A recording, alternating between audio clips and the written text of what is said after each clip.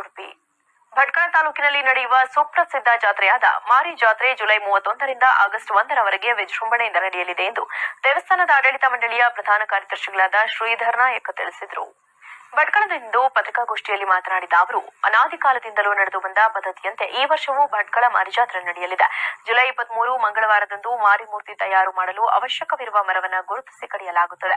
July 26 ಶುಕ್ರವಾರದಂದು ಮಣ್ಕುಳಿಯಲ್ಲಿರುವ ಮೂರ್ತಿ ತಯಾರಕ ಕುಶಲಕರ್ಮಿಗಳ ಕುಟುಂಬಕ್ಕೆ ಮರದ ತುಂಡುಗಳನ್ನು ಮುಟ್ಟಿಸಲಾಗುತ್ತದೆ. ನಂತರ ಗದ್ದುಗೆಯಲ್ಲಿ ಮೂರ್ತಿ ಕೆತ್ತನೆಯ ಕೆಲಸ ಪ್ರಾರಂಭಿಸಲಾಗುತ್ತದೆ. ಮೂರ್ತಿ ತಯಾರಾದ ನಂತರ ಜುಲೈ 30ರಂದು ಗದ್ದುಗೆಯಲ್ಲಿ ಮೂರ್ತಿ ತಯಾರಕರ ಕುಟುಂಬದಿಂದ ಮಾರಿ ದೇವಿಯ ಮೂರ್ತಿಗೆ ಪೂಜೆ ಸಲ್ಲಿಸಲಾಗುತ್ತದೆ.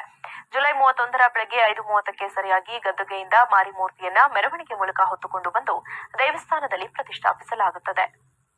ಅಲ್ಲಿಂದ ಪೂಜೆ ಪುರಸ್ಕಾರಗಳು ಧಾರ್ಮಿಕ ವಿಧಿವಿಧಾನಗಳನ್ನು ನಡೆಸಲಾಗುತ್ತಿದ್ದು, ಆಗಸ್ಟ್ 1ರ ಸಂಜೆ 4:30ರವರೆಗೆ ಭಕ್ತಾದಿಗಳು ಸೇವೆ ಮತ್ತು ದರ್ಶನಕ್ಕೆ ಅವಕಾಶ ನೀಡಲಾಗುತ್ತದೆ. ನಂತರ ಸಂಜೆ ಪೂಜಾ ಕಾರ್ಯವನ್ನ ನೆರವೇರಿಸಿ ಮೆರವಣಿಗೆಯ ಮೂಲಕ ಜಾಲಿಕೋಡಿಯ ಕಡಲ ತೀರದಲ್ಲಿ ಮಾರಿಮೂರ್ತಿಯನ್ನ ವಿಸರ್ಜಿಸಲಾಗುತ್ತದೆ ಎಂದರು.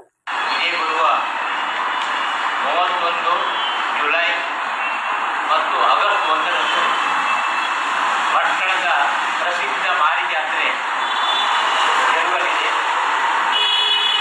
ಈ ಒಂದು ಮಾರಿ ಜಾತ್ರೆ ಅನಾದಿ ಕಾಲದಿಂದಲೂ ನಡೆದು ಬಂದಂಥ ಪದ್ಧತಿಯಂತೆ ಈ ವರ್ಷವೂ ನಾವು ಈ ಮಾರಿ ಜಾತ್ರೆಯ ಮೊದಲಿಗೆ ಮಾರಿ ಮರವನ್ನು ದಿನಾಂಕ 23/7/2024 ಮಂಗಳವಾರ ದಿವಸ ಕಡಿದು ಆ ಮರವನ್ನು ದಿನಾಂಕ 26/7/2024 ಶುಕ್ರವಾರ ಆಚಾರ್ಯರ ಮನೆಗೆ ಆ ಮರದ ತುಂಡುಗಳನ್ನು ಮುಟ್ಟಿಸಿ ಅಲ್ಲಿ ಮಣ್ಕುಳಿಯ ಗದ್ದುಗೆಯಲ್ಲಿ ಆಚಾರ್ಯರ ಸಮ್ಮುಖದಲ್ಲಿ ಮಾರಿ. ಈ ಸಂದರ್ಭದಲ್ಲಿ ದೇವಸ್ಥಾನದ ಅಧ್ಯಕ್ಷರಾದ ಪರಮೇಶ್ವರ್ ಹೆಚ್ ನಾಯಕ್, ಉಪಾಧ್ಯಕ್ಷರಾದ ರಘುವೀರ್ ಬಾಳಗಿ, ನಾರಾಯಣ ಖಾರ್ವಿ, ಮಹದೇವ ಮೊಗೇರ ಮತ್ತಿತರರಿದ್ದರು. ವರದಿ ಲೋಕೇಶ್ ನಾಯಕ್, ನ್ಯೂಸ್ ಭಟ್ಕಳ.